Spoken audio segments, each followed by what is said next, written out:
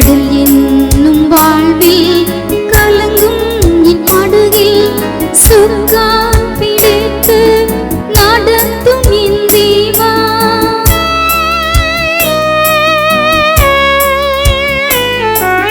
கடல் என்னும் வாழ்வில் கலங்கும் என் படகில் சுகம் பிடித்து நடத்தும் என் தேவா. கடலினை காண்பித்து காத்து நிரல்லவும் கடுவாது இல்லையே என் வாழ்வில் தாரும். கடலினை காண்பித்து காத்து நிரல்லவும் கடுவாது இல்லையே என் வாழ்வில் தாரும். இயேசு ராஜா சாரோனின் ரோஜா உம் கிருபை தாங்காலே போதும்.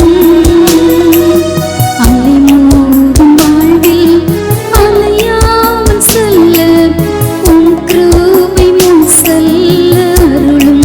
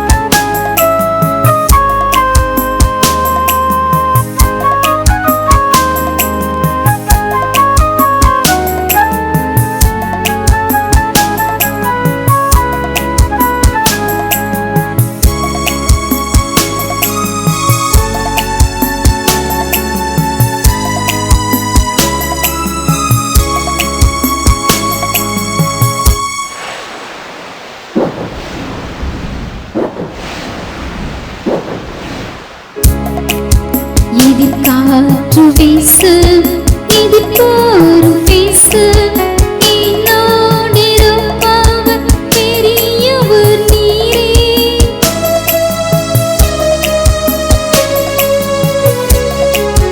எதிர்காற்று வீசு எதிர்போரும் பேசு என்னோடிருப்பவர் பெரியவர் நீரே. இயேசுவின் யாத்திரையை கரை சேர்க்கும் தேவன் என் ஜீவ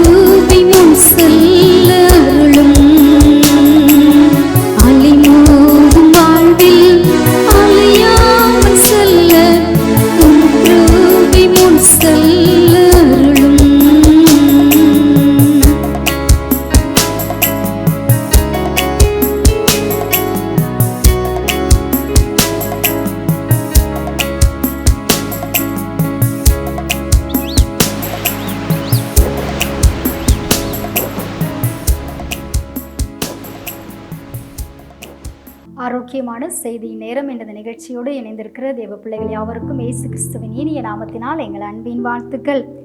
இந்த நாளிலும் கர்த்தர் நம்மோடு இடைபடுகிற வார்த்தை லூக்கா 18:37. அப்பொழுது அவன், இயேசுவே, தாவீதின் குமாரனே, எனக்கு இரங்கும் என்று கூப்பிட்டான். எனக்கு அன்பான தேவ பிள்ளைகளே, இயேசு கிறிஸ்து எருசலேமுக்கு சமீபமாய் நடந்து வருகிற போது ஒருவர் தாவீதின் குமாரனே, எனக்கு இரங்கும் என்று சொல்லி கூப்பிடுகிறார். அவர் யாருன்னு சொன்னா, வழியருகே உட்கார்ந்து பிச்சை கேட்கிற கண் தெரியாத ஒரு நபர். இந்த கண் தெரியாதவர் இயேசுவை பற்றி நன்கு கேள்விப்பட்டவராய் இருக்கலாம், அல்லது நியாயப்பிரமாண புஸ்தகத்தை நன்கு அறிந்தவராய் இருக்கலாம். ஏன் சொன்னா, ஜனங்கள் நடக்கிறத கேட்டு இதென்ன என்று சொல்லி அவர் விசாரிக்கிறார்.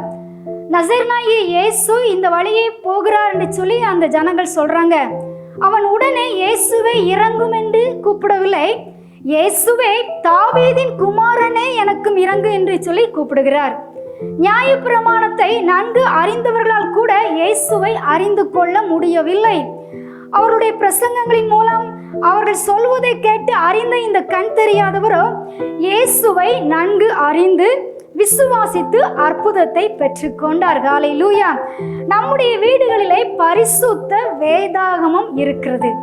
அதை எடுத்து வாசித்து விசுவாசித்து அற்புதங்களை பெற்றுக்கொள்ளுகிறவருடைய எண்ணிக்கை இன்றைக்கு மிகவும் குறைந்து விட்டது.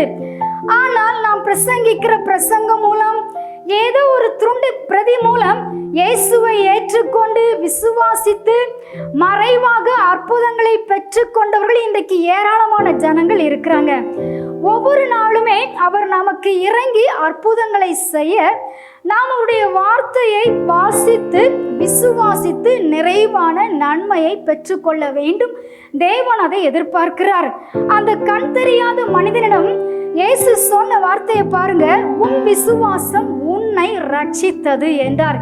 இன்றைக்கு நம்முடைய விசுவாசம் எப்படி இருக்கிறது என்று சொல்லி நாம் சிந்தித்து பார்க்க அழைக்கப்படுகிறோம். God bless you. நாம் ஜெபிக்கலாம். நன்றி சொல்லுகிறோம் பரிசுத்த ஆவியானவரே, எங்களோடு கூட நீங்க இடைப்பட்ட வார்த்தைக்காக ஸ்தோத்திரம். நீங்க எங்களுக்கு கையில கொடுத்த வேதத்தை எடுத்து வாசித்து விசுவாசித்து நிறைவான நன்மைகளை பெற்றுக்கொள்ள கிருபை தாங்க. எங்கள் விசுவாசம் பெரிதா இருக்க கிருபை தாரும். உம்முடைய கரத்திலே அர்ப்பணிக்கிறோம். இயேசுவின் நாமத்தில் ஜெபிக்கிறோம் எங்கள் நல்ல பிதாவே. ஆமென்.